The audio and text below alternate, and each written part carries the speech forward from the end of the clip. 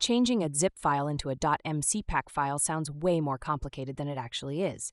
You don't need fancy software or a degree in computer science, just some focus and a few quick steps. Let's dive in. First, let's establish why this is even a thing.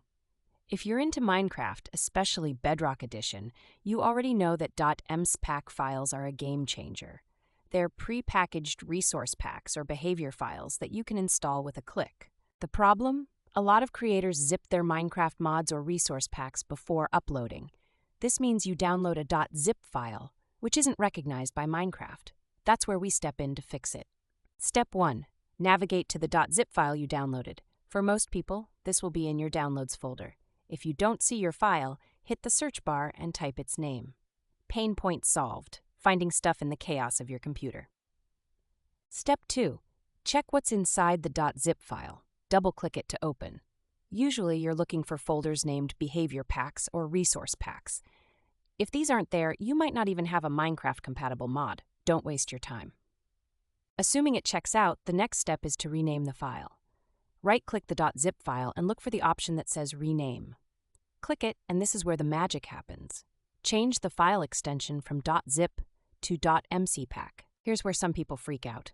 Windows or Mac OS will probably give you a pop-up warning saying, changing the file extension might make it unusable.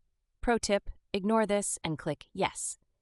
You know what you're doing. Pain point alert, if you can't see the zip extension, you'll need to enable file extensions first. On Windows, search for File Explorer options. Go to the View tab and uncheck Hide extensions for known file types. Mac users, Google your method. Once you've renamed the file to .mcpack, it should immediately take on the Minecraft icon.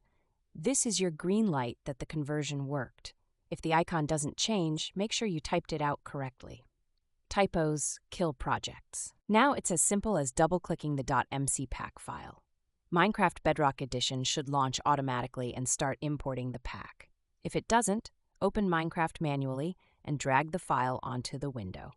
Sometimes you'll hit another roadblock here. Minecraft might say it failed to import. In this case, the zip file could have been set up wrong.